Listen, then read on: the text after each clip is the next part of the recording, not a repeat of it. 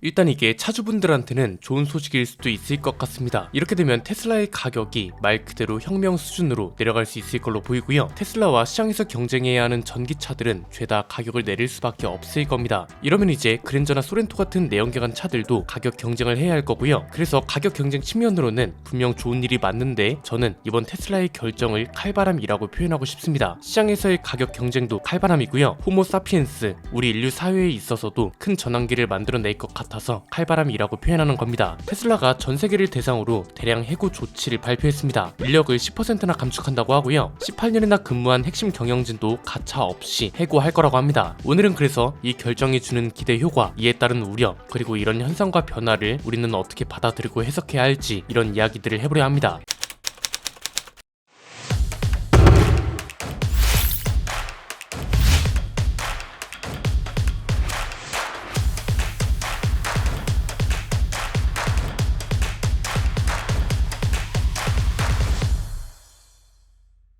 일단 일론 머스크가 왜 이런 결정을 했는지부터 볼까요? 미국 본사뿐만 아니라 전 세계에 분포해 있는 테슬라 직원들을 대규모로 해고할 거라고 합니다. 지금 전 세계 테슬라 직원이 14만 473명이라고 합니다. 10%면 14,000명 정도 되는 거죠. 이게 워낙 대규모라서 테슬라 주가도 이 발표와 동시에 5% 넘게 떨어졌다고 하고요. 이미 일론 머스크가 직원들한테 이메일을 보냈다고 하는데 갑자기 이러는 이유는 간단합니다. 딱 세 가지로 요약할 수 있는데요. 첫 번째는 비용 절감, 두 번째는 생산성 향상, 세 번째는 새로운 투자, 이렇게 볼 수 있습니다.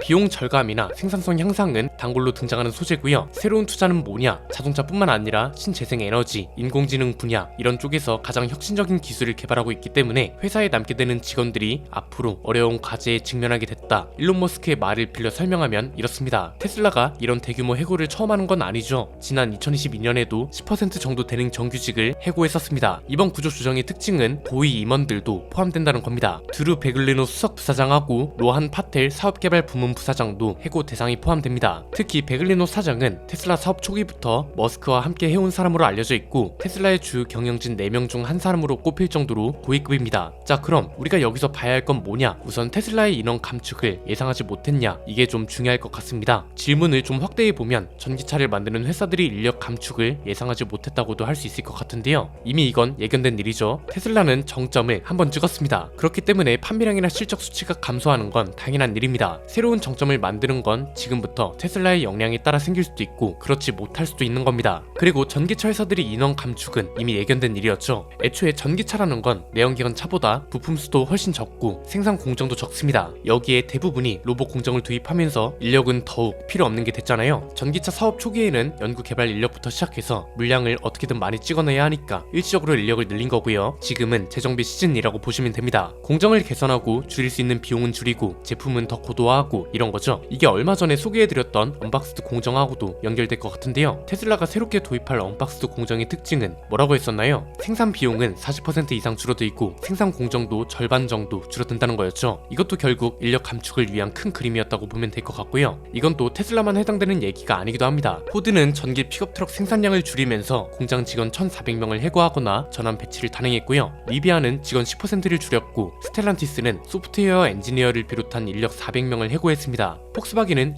2026년까지 아예 구조조정 계획을 세웠죠. 이때까지 100억 유로, 우리 돈으로 14조 8천억 원이 넘는 비용을 절감하겠다고 했고요. 폴스타도 올해 전세계 사업장 근무 인력이 15%에 달하는 인원을 해고할 거라고 합니다. 자, 이 대목에서 현대기아차는 어떻게 하고 있는지를 안 볼 수가 없는데요. 현대기아차는 오히려 고용 인원을 늘리겠다고 발표했습니다. 심지어 규모도 상당합니다. 3년간 국내에서만 무려 8만 명을 채용하겠다고 합니다. 미래 신사업 추진, 사업 확대, 경쟁력 강화, 고령 인력 재고용 이런 걸 명분으로 세웠고요. 8만 명 중 과반이 넘는 4만 4천 명은 전동화 소프트웨어 중심 차량을 비롯한 신사업 쪽으로 배치할 예정이라고 합니다. 이걸 보고 역행하는 조치라고 비난할 수도 있습니다. 저는 가끔 국산차가 국내에서 잘 팔리는 걸 보고 우물안 개구리라고 하는 사람들이 이해가 안 되더라고요. 그렇게 말하기엔 전세계 판매량이 이미 너무 많은 회사고요. 이런 결정을 내린 이유가 있습니다. 간단합니다. 테슬라는 순수 전기차만 만드는 회사입니다. 그런데 현대차는 순수 내연기관차뿐만 아니라 하이브리드 차도 만듭니다. 이미 글로벌 회사들을 중심으로 하이브리드 하이브리드 차 돌풍이 불기 시작한 것도 사실입니다. 하이브리드 차는 전기차처럼 부품 수납 공정이 줄어드는 건 아니기 때문에 회사 입장에선 당연히 추가 인력이 필요한 거죠. 이미 이건 숫자가 말해주죠. 올해 집계되고 있는 통계를 보면 하이브리드 차 수출 비중이 매월 증가하고 있습니다. 전기차를 포함한 친환경차 수출량은 줄어들고 있는데 이 중에 하이브리드 차가 차지하는 비중은 커지고 있는 게 특징입니다. 지난 한 달 동안 승용차 전체 수출량이 24만 대 정도 됐거든요. 이 중 하이브리드 차가 차지하는 비중은 14%나 됐고요. 친환경 차만 놓고 보면 하이브리드 차가 차지하는 비중은 50.9%에 달했다고 합니다. 그래프만 봐도 우상향 성장세라는 걸 알 수 있죠. 그럼 내연기관 차를 만드는 포드, 폭스바겐, 스텔란티스 이런 회사들은 왜 이런 감축을 하냐? 간단합니다. 이 회사들은 하이브리드 차 경쟁력이 없거든요. 더 정확하게 말하면 하이브리드 차 시장 진입을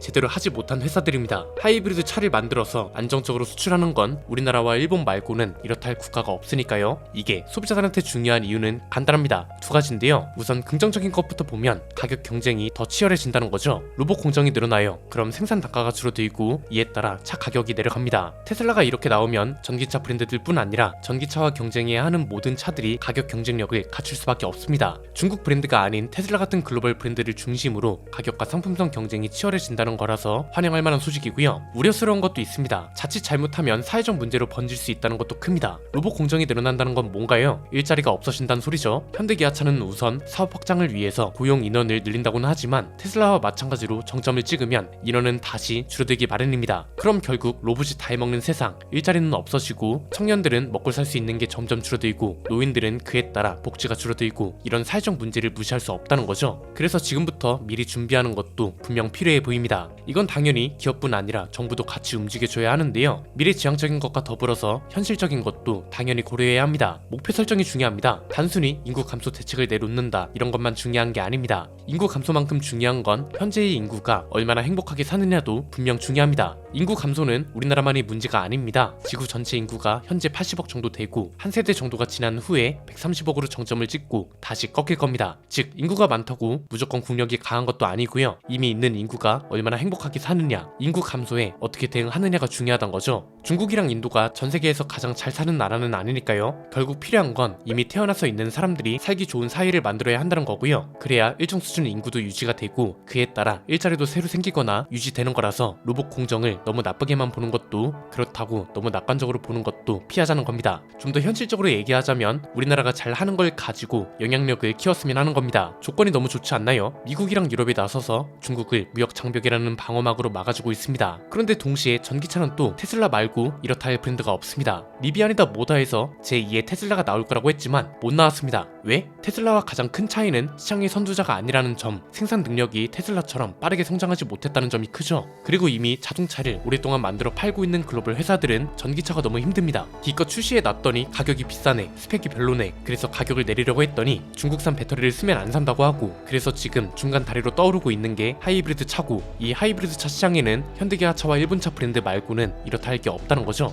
타이밍도 좋습니다. 독일이나 미국 회사들이 나서서 하이브리드 차 생산을 늘리겠다고 하죠. 이 소리는 뭐다? 유럽연합을 비롯한 국제사회가 주장하는 100% 전기차 세상이 늦춰지고 있다는 겁니다. 각 정부들은 자국 기업들이 산업을 보호해줘야 하는 의무도 있기 때문에 함부로 규제를 못합니다. 동아일보가 위기를 기회로 삼는 기업이라면서 이번 인력 감축 이슈에서 현대차그룹을 소개했습니다. 진짜 이건 기회가 될 수 있고, 그래서 저는 이번에 고용 인원을 늘리겠다고 선언한 현대차그룹의 결단을 굉장히 긍정적으로 보는 겁니다. 그래서 정부 차원의 친환경차 사업도 그래서 재정비됐으면 하는 거죠. 어차피 이대로 가면 망합니다. 시장은 기다려주지 않습니다. 시장에는 우리만 있는 게 아니고요. 전 세계를 상대로 경쟁해야 합니다. 이 상황에 전기차 충전기는 미인증 문제, 품질 문제, 유지 보수 문제, 그렇다고 구매 보조금이 제대로 개편된 것도 아니고 어차피 전기차 정책도 수정되어야 할 게 많다는 거죠. 그래서 전기차 관련 계획이 수정되면서 하이브리드 차 경쟁력을 고도화할 수 있는 계획, 예컨대 1톤 화물차를 디젤 하이브리드로 개조하는 기술, 이거 이미 국토부에서 요청해서 카이스트가 실증까지 다 맞춰놨다면서요. 이미 예산이 천문학적으로 들어간 이런 것들을 놓치지 않았으면 한다는 겁니다. 그래야 우리도 독자적인 경쟁력이 생기고, 그렇다고 전기차를 못 만들고 있는 것도 아니기 때문에 이왕 친환경이라는 목표로 가기로 했으면 우리가 취할 수 있는 이득은 최대한 챙기면서 제대로 가보자는 겁니다. 오늘 내용은 여기까지입니다. 내용이 유익하셨다면 구독과 좋아요, 알림 설정 부탁드립니다. 지금까지 저는 안피디였습니다. 감사합니다.